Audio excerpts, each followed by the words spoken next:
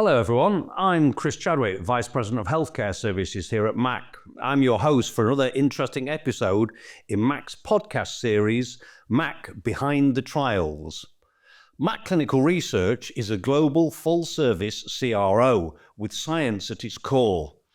With fully owned network of high-performing clinical sites and many specialist facilities, such as our own sleep laboratories, our first-in-human MHRA-accredited Phase 1 unit, psychedelic suites, GMP manufacturing, and pharmacies, as well as state-of-the-art laboratories. I'm pleased to say that today I'm joined by Hollie Hulme, who's our Associate Director of Project Management, and also Chris DeFalco, who's one of our Senior Site Directors here at MAC.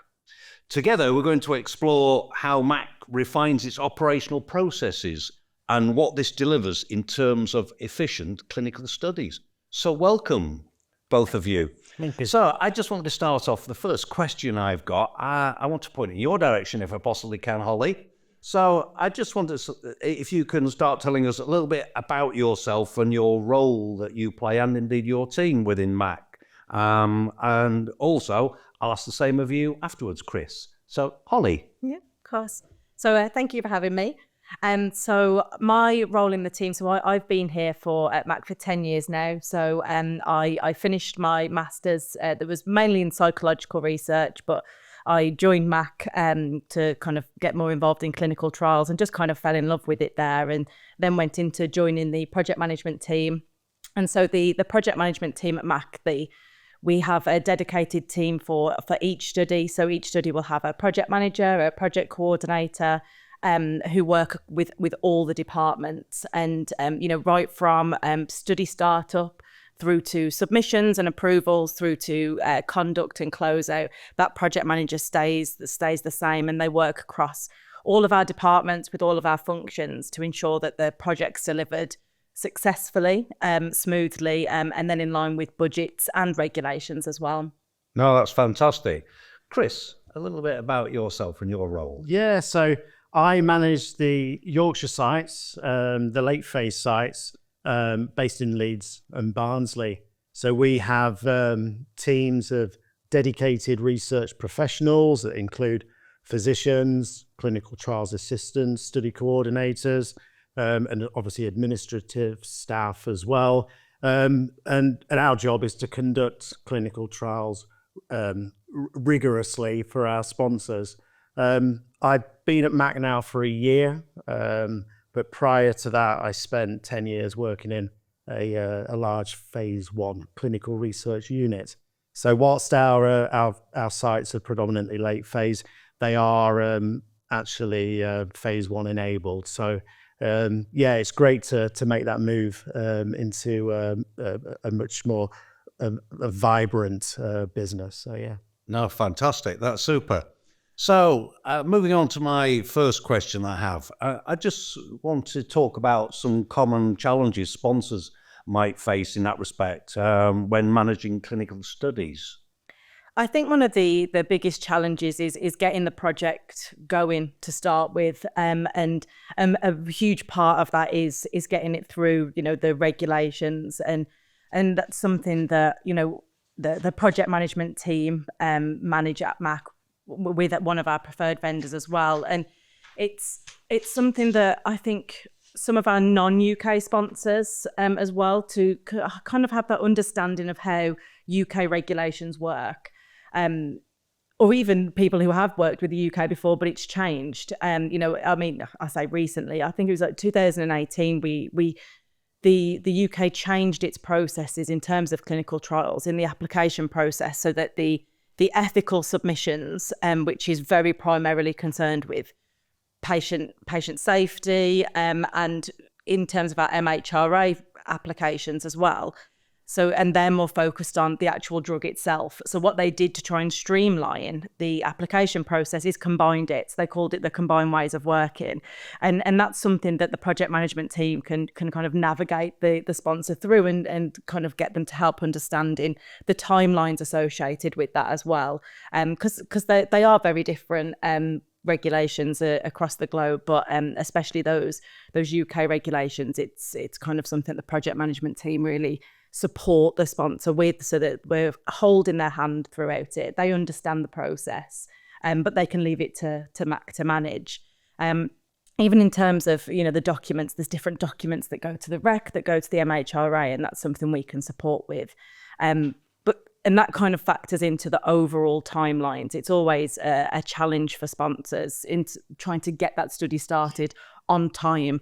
And there's usually milestones, whether it be corporate, it could be something operational, like the drug expires by a certain time. And so to get that going, they absolutely have to start up on time. So it's always kind of a key challenge. That's where we see one of the pressure points is in kind of that very startup with the regulations. So just touching on that point about the streamlining from the MHRA, have you already seen significant improvements coming through? Absolutely. Yep. So the way that it's streamlined now, it's even in just like kind of one application. It's a website, and it is called CWOW. And it just makes things so much more efficient. We use a vendor to support with the regulations, but you both input at the same time. It's so much smoother, and you do get that one answer of yes, you can proceed with the clinical trial within 30 days at that point. Then, which is great. You're not waiting for one or the other. You kind of get a joint decision, which is great. No, it's great to hear.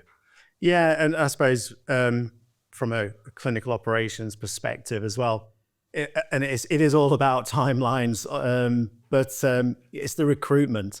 I think a big barrier to completing a clinical trial on time is how successful is recruitment. I think it is one of the biggest barriers to getting a study on track.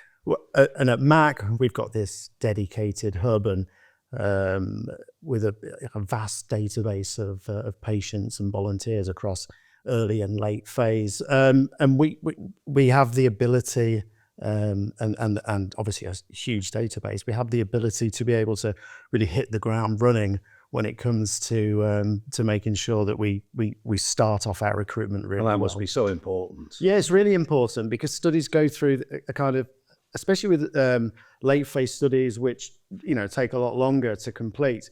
You do get a thing called recruitment fatigue, and if you can kind of really hit the ground running initially, you don't experience it, or if you do experience it, it has no impact, and that's really key. And I think as well, one of the challenges as well is getting quality data.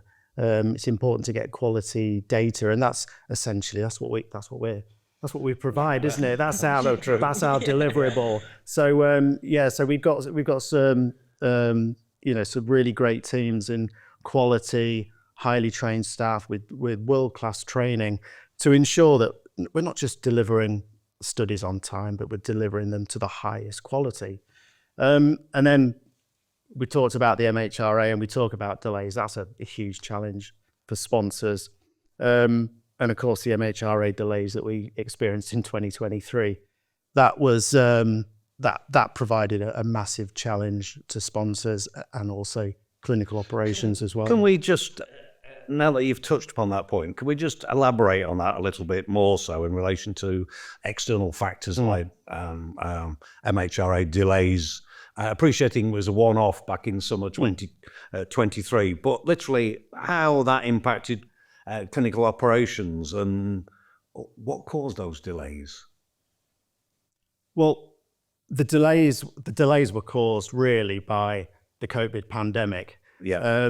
The COVID pandemic pretty much halted all studies, didn't it? Apart from COVID-related studies, and there were few and far between, obviously. But so that impact was huge. And what that then did is that caused a massive backlog in clinical trials applications.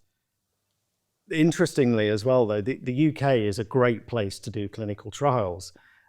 So take away the fact that it's exacerbated by this backlog, there are more and more clinical trials applications happening.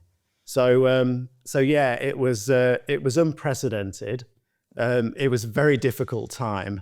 But I think one good thing is that we've learned from that experience, and if we're a global company, so if we do experience similar delays, we've found our way of working through it.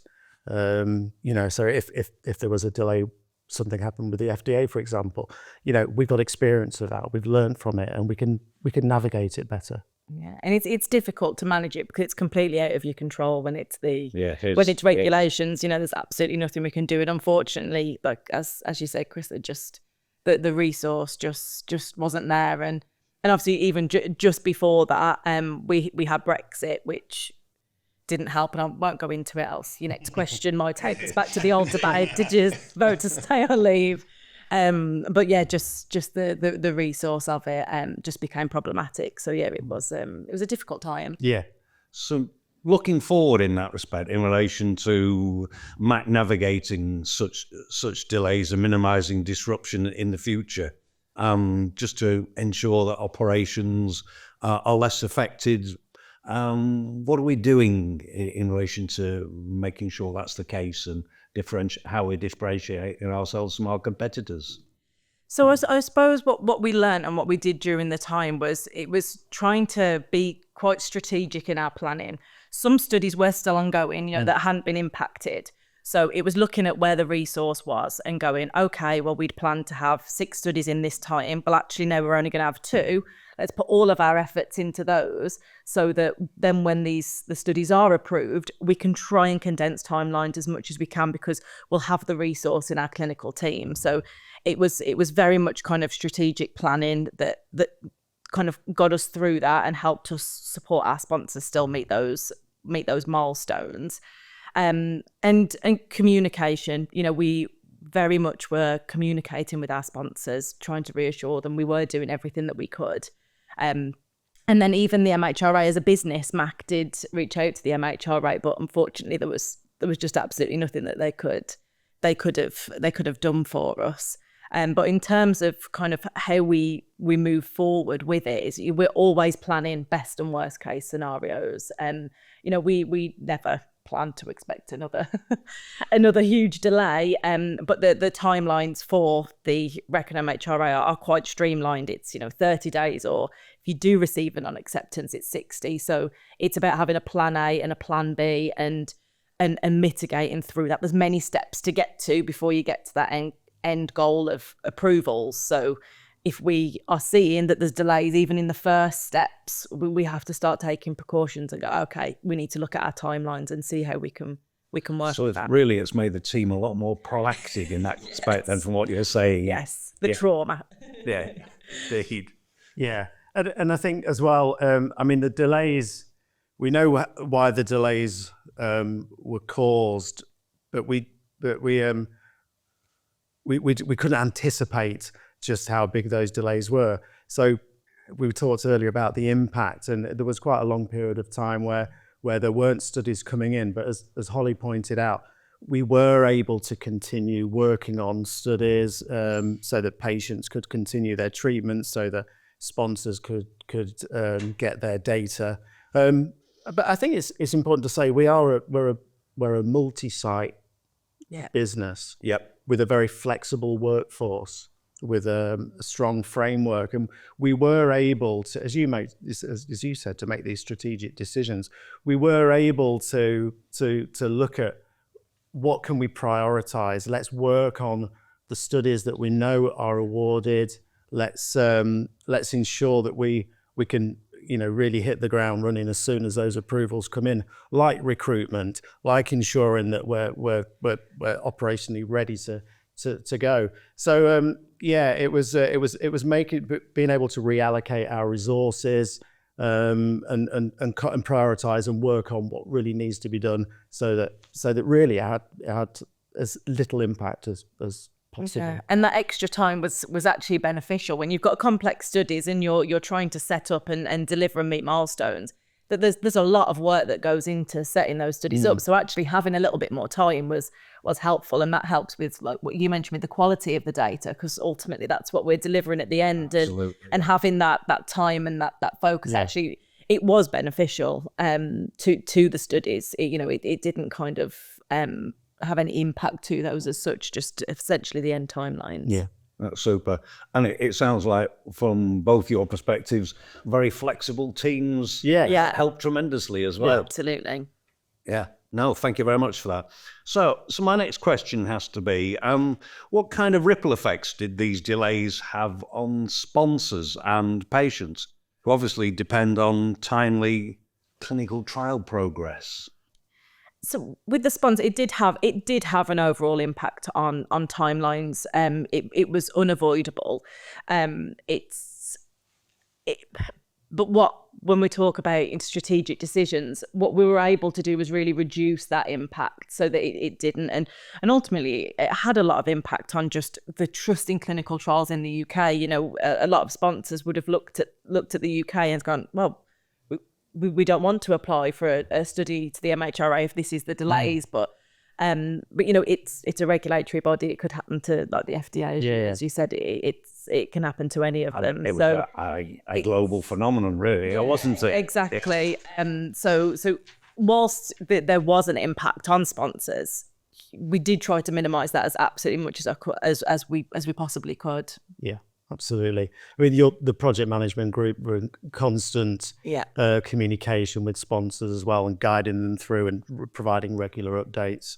But you talk about patients. I mean, it had a direct impact on patients as well. We're delaying potentially life-changing or so true, life-saving treatments. And that has a big impact on people's lives. And then, I mean, it's difficult to quantify, but that is going to have a knock-on effect on the burden on the NHS as well. Obviously, it can take years for treatments to be approved for use, but it will have delayed that approval. So that, as I mentioned, that creates extra burden that isn't needed on the NHS. Yeah, absolutely. So, just again, looking forward, what steps have been taken to address these delays, and how is Mac preparing to adapt to similar challenges in the future? Well, there was a report out in February 2023, and that's about the time when things started to be delayed. The O'Shaughnessy report, and it identified 27 different recommendations to improve processes and systems within the MHRA and the approval process, with the aim of making sure that Britain is a superpower in delivering clinical trials. Quite rightly, the UK is excellent at delivering clinical trials. Now they got a cash injection of around 131 million pounds, but what they did is they took 10 million of that and they pumped that straight into fixing the immediate problems. The immediate problems being, of course, making sure that they had the resources, the staffing that was required, and to make some changes to streamlining their processes as well. So that was, I mean, there's a short-term and a long-term aim there, and we saw that short-term worked, and I'm glad to say that the timelines are now back to where they should be. Yeah. But it'll be interesting to see, with all the work that they're currently doing, to see just how, can they squeeze those timelines down even more? And the hope, of course, is that they can. And that's just going to make us even better place to be, the scientific superpower. So almost we've had the blip in that respect, but the outcome of that potentially is even greater improvement moving forward. Yeah, absolutely. And the MHRA themselves publish their metrics, and in December they published, and they said that 100% of trials, of applications and amendments that had been put through had gone 100% within the timeline. So once the problem was resolved, it's it's resolved, which is great to see and hear, and they are very transparent with their metrics as well. They publish it very regularly. No, that's good to hear. So I just wanted to ask, in that case, if you could tell us about Mac's evolution over the years and how its services have expanded. Yeah, I mean, even in my time, so if I think about the last 10 years of me working at Mac, when I started, we got 4 research sites, and I think it was only 2016 we started offering more services. So from that to now is huge. You know, we're offering biometrics, clinical monitoring, even our vendors. You know, we have a dedicated vendor team. So in specialist things that we don't offer in house, and that no CRO would. We've got now even more preferred vendors. We've got a huge list, and we're so used to working with them, and they're all qualified. And even recently with our, I know you mentioned at the start with our laboratory services, you know, having that in-house now is just excellent. The evolution over the years, we've massively grown, and that's critical really to us being able to deliver the clinical trials in the way that we can. Having that all in-house is just so easy. Fantastic. Not relying on an external network. Exactly. Yeah, and you know, I've only been at Mac a year, and obviously I hear about where we've come from, and you know, over the years, and where we are now. But you know, even in just the space of a year, you can see the evolution of the company. You know, even for example, we've recently acquired the Glasgow site, so it's great to have a presence in Scotland, and that just adds to our strengths. You know, down to the dedicated in-house clinical pathology lab in Manchester. You know, and these have just happened in a short space of time. And when I look at my 2 sites as well, you know, that were predominantly late phase studies are now branching out, and obviously psychedelics is a huge part of our business now as well. So it's great to see. It's great to see that kind of strengthening of the business, and whilst we have increased in terms of strength and structure, we still have that kind of personal approach with our teams and our sponsors, and I think that's really important. So yeah, it's in just a year you can see that evolution, and that's just going to continue. Yeah, and something you probably wouldn't have seen because it would just be normal to you, but even recruitment, you know, we talked about how important recruitment is in clinical trials, but we now have a dedicated recruitment team. You know, we have a hub for it, and the model that we've got just works, and that's, you know, that is through the evolution of growing and making sure that, you know, all this experience that we've learned, we've put it into a team, and now it's so beneficial to have that.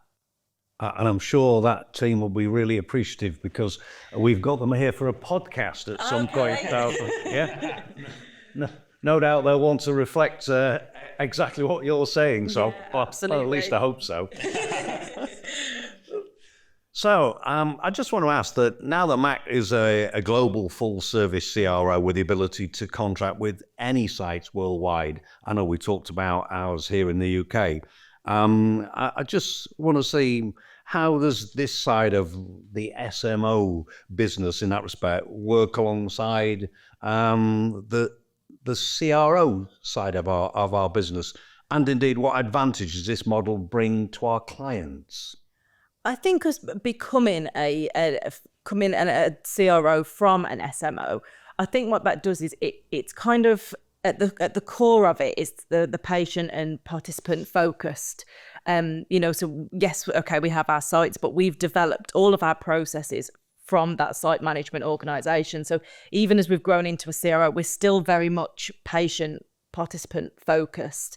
And that's something I think that a lot of our sponsors come to us for, is, and those smaller sponsors that we work with, maybe where that's the only compound, they want to be able to see the journey as much as they can, but they want to have that direct connection with the experts at the site, in the CRO world.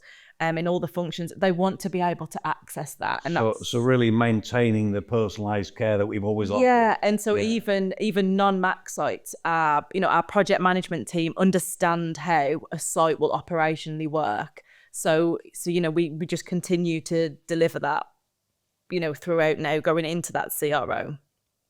Yeah, and it allows us having these teams that we have the same methods and systems and processes.